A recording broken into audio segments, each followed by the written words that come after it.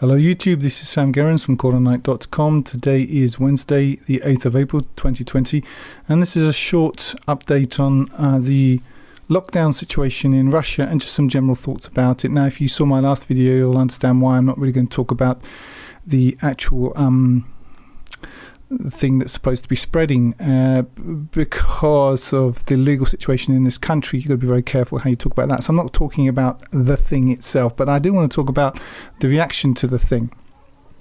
And the first thing is that certainly here, and my impression is that this is the case across the world, it's not really a legal requirement that you stay at home and all the rest of this stuff. They say if you want to go out here, you have to send a text message to this central computer, which sends you back. It's really, if you look at it carefully, it's an advisory notice telling you to stay at home, but you have permission, though on what basis they never tell you, to go out to the shops or whatever it is, go and bury your dog, or but you have an exact time you're supposed to go out and an exact time that you're supposed to come back. But there's no real legal basis for this. This is not a law. This is a kind of a decree, but it's not a decree based in law so far as I understand. Now, really what they're doing is they're asking you urgently, but they're asking you. They're not really telling you at this point. They want you to go along with it. And please tell me in the comments below, because obviously, I'm based in Russia, so I see how it is here, but my impression is in the UK that they're really doing the same thing here, which puts the police in a really difficult position, because they're being asked to enforce, well, nothing. They're to enforce advice. And really this is the definition of tyranny, is where there are no actual laws. You can't say, well, it's this or it's this or it's this. So that's the first point. And please, if in your country, if your segment of the plantation, it's different, if there really are laws, I'd like to know. And if it's the same as here, and as I understand it to be in the UK, please correct me if I'm wrong, where really there's no legal basis for this. I'd like to know that. But that's the case here as it stands at the moment.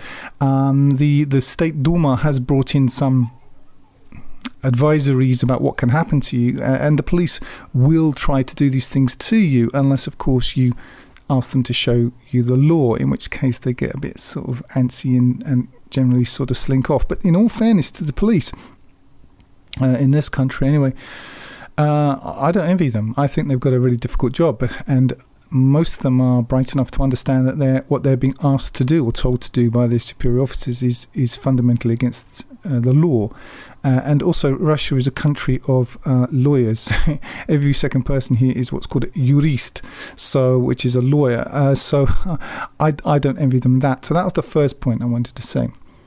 The second is that, from what I gather from news, so far as it is even worthy of that name, it's so laughably fake now, it's hardly worth calling it news.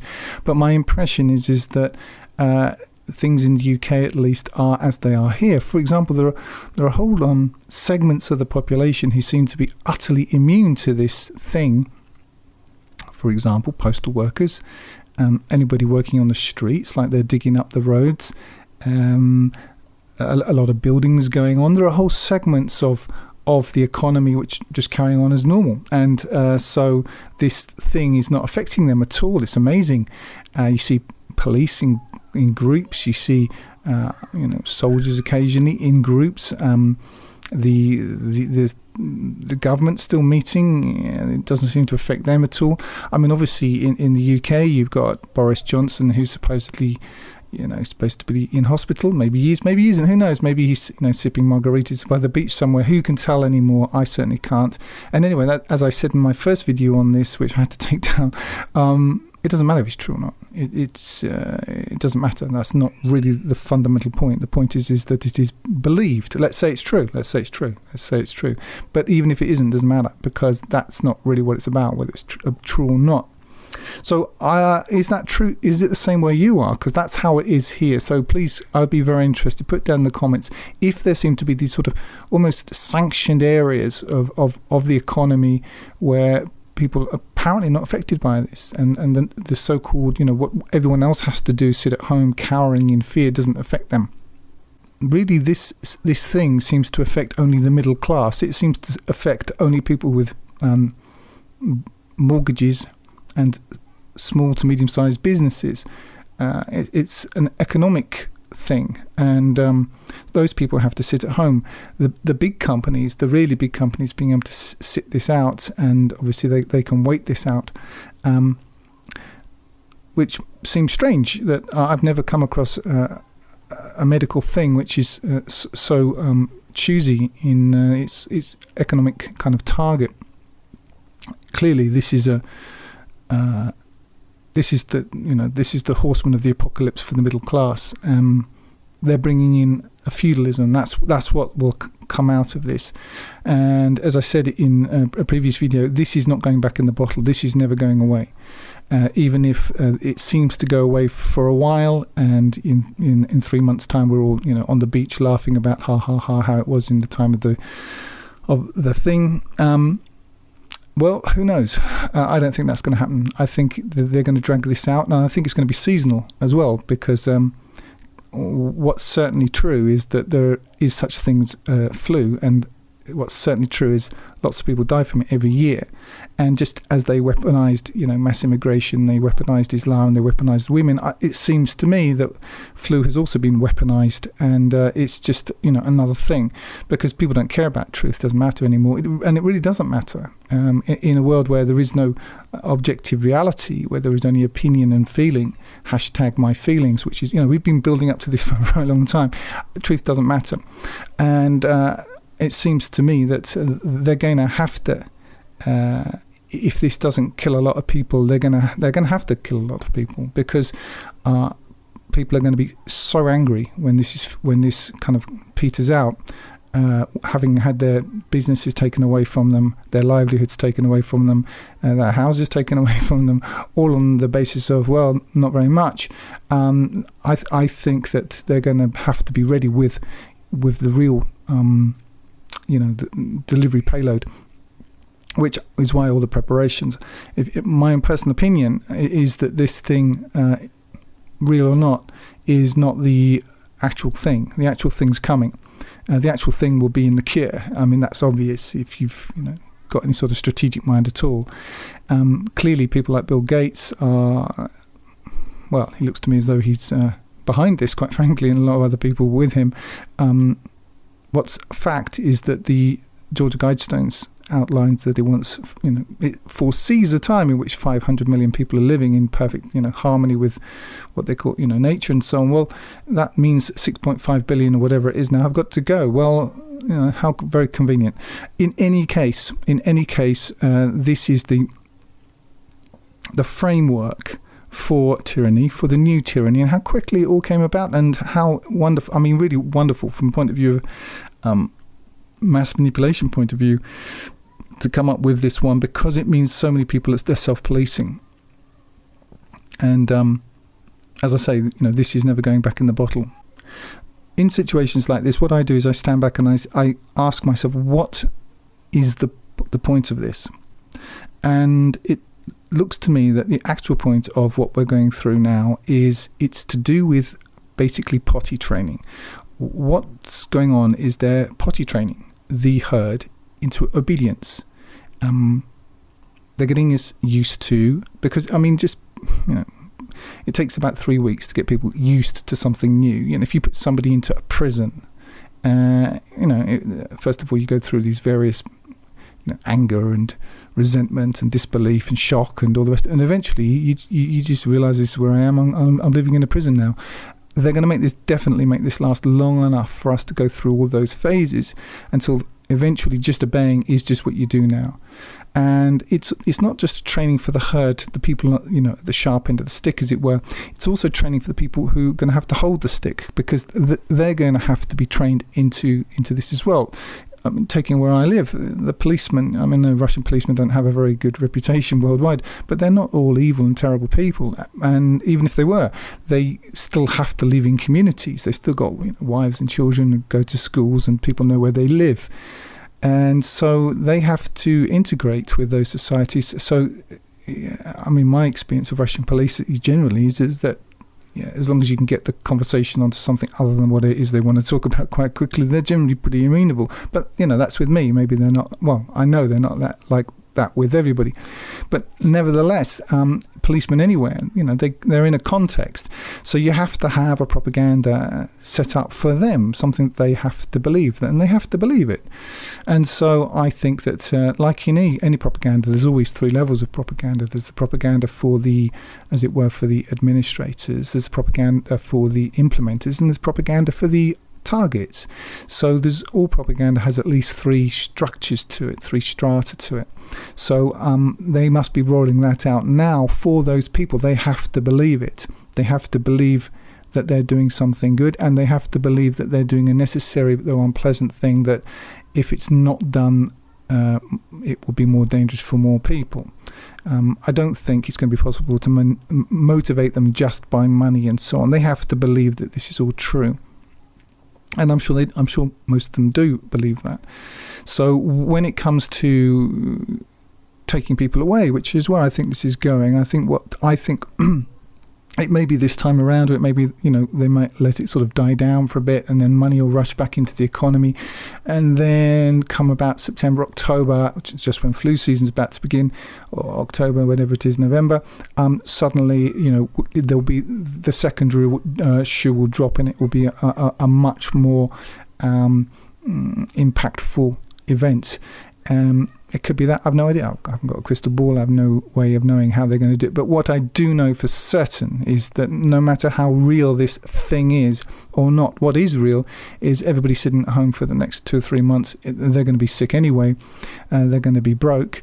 They're going to be desperate, and they're going to be well trained into obedience. So if I were a member of the ruling elite and I'd had to come up with some sort of strategy scenario or scenarios, which I imagine the way it works, that's a definite. And what's definitely a fact is this is not going back in the bottle. What's definitely a fact is that we're now this was 9/11 2.0, and we're now post 9/11 2.0.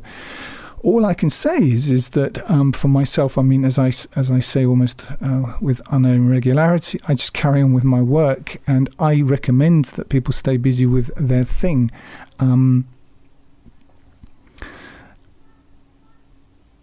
Staying close to the Qur'an, staying close to God, understanding where we are is a rational response to this. It's very easy when the enemy's at the gate to feel that this is the first time this has happened. It's not the first time this has happened. Everybody who was ever alive from the beginning of time up to like 100 years ago, they're all dead. They all died. They all went and crossed over the Lethean River to the other side, paid the ferryman, and they are where they are. And you and I, we're all going anyway. It doesn't matter whether it's, will you, nil you, you're going. And so it's very easy to get caught up into the hysteria. I think Lukashenko of Belarus described it as psychosis. I think it's a very good description. My advice is stay clear of the psychosis. Even if it's real, insofar as, real in inverted commas. Real is almost a ridiculous term in the circumstances. God is still God. You are still given a time to be born, a time to die. You've still got your mission, your job, your work to do. None of that's changed. We're all going to what I call the zinger. In the butcher's shop, you've got that sort of luminous strip that the fly eventually ends up in. We're all going there. The people at the top of this are going there. Bill Gates is going there. George Soros is going there. Remember old man Rockefeller with his 6 heart transplants? Didn't save him, did it? No, it didn't. And there are no exceptions. And as I say now, with almost unknown regularity, they plan and God plans, and God is the best of planners. So I would advise you not to let this spook you. Stay focused on what you can do. Understand that all that's happened fundamentally is that the plan we've been living through all of your life, all of my life, all of our parents' lives, all of our grandparents' lives, just entered a new phase. That's all. It's not that anything terrible exactly happened. They were killing you anyway. What do you think all the inoculations were? What do you think your education's been about? What do you think, the marriage situation has been in the West? Absolutely destroys men, prevents them from getting any kind of wealth together. It's a wealth transfer. We've been living under Teletubby communism for 50 years. It's all that's happened is that agenda has just become more apparent, more palpable, more in a way recognizable. And so it's not like something untoward happened. It's just that the beast has just kind of rolled over and shifted positions, so it's got a slightly different view of you now, but you were always in its sights. And whether it's this thing or something else, it's going to get you anyway, because that's what this beast does. But the fact is that everyone who makes up this beast, who comprises this beast, they're all going to the judgment. You, me, everyone, all your children, Bill Gates, George Soros, and David Rockefeller, he's already there. So that's the reality. So I would say it's not that this doesn't matter or you shouldn't be concerned or making preparations or whatever it is, but fundamentally, philosophically, existentially, it hasn't made any fundamental difference, actually. And if you feel that it has, it's just that you didn't probably have a full grasp on what was going on before. Is it going to get quote unquote worse? Yeah, probably it is. And then we're all going to die. And at some point, but that was always true anyway. So all I'm saying is I'm not being depressing, I'm just being realistic. If you're not sure about where you stand on God and the last day, be sure now. In a way, these kinds of situations, they're not, of course they're irritating, but they're not bad. Yeah, nothing like this can happen without God's permission. And that's how it really works. In a way, ease and is an enemy to you. And now that a lot of people have been woken up and realised that they are under attack, they're out to kill you. Sure, they are, but they always were anyway. It's just you've just gone from the kind of sleeping gas phase to the getting beaten over the head with the truncheon phase. Either we're going to kill you, right? It's just that now you have a chance to wake up and sort of smell the roses and see what's really going on. God is above this, and there are no exceptions. So don't let it freak you. And I think you'll find that if you go to the Qur'an, I'm not talking about my work. I'm necessarily, whatever translation or read the Arabic, or whatever it is, you'll read it with a sort of renewed insight, because there's nothing like ease to sort of dull your faculties. And now we're not in ease. This is our war, as I have said in the previous video that I had to take down for various reasons. This is our war. And in a way, we've been going towards this all of our lives. So, I don't know about you, but it makes me feel more alive. It makes me feel more focused. And, I don't sit there waiting for the next bad thing to happen. Decide where you stand. Find your horse, get on it. And, it's better to die on your feet than to live on your knees. And in any case, whatever they're going to do to you, they, us, Bill Gates, George Soros, whoever you like, we're all going to the judgment. We're going to see these people on the day of judgment. The Qur'an tells you about this. It describes them. I'm not going to go through chapter and verse right now, but read for yourself. It's there. They plan and God plans, and God is the best of planners. Anyway, that's really it for today. I just wanted to give you an overview of what's going on here, give you some of my thoughts about where I think this is going, and really to sort of summarize my view on why it shouldn't be freaking you out, because actually nothing fundamental has changed. All that's happened is that there's been a shift in the background scenery. That's all. Anyway, that's all for today. I hope everyone's well, and I hope to be making dropping a new video quite soon. If you're listening on YouTube, you can download my full translation of the Qur'an free using the button in the top right-hand corner, or buy the hard copy there at 10% less than on Amazon. I also encourage you to sign up for the Qur'anite Plus newsletter on the site to get occasional micro updates. You can download the audio from my YouTube videos to your mobile device using the links in the drop-down below. I recommend meetquranites.com to connect with other Qur'an-alone believers. Like if you like, comment if you have something constructive to say, and subscribe to get more each week.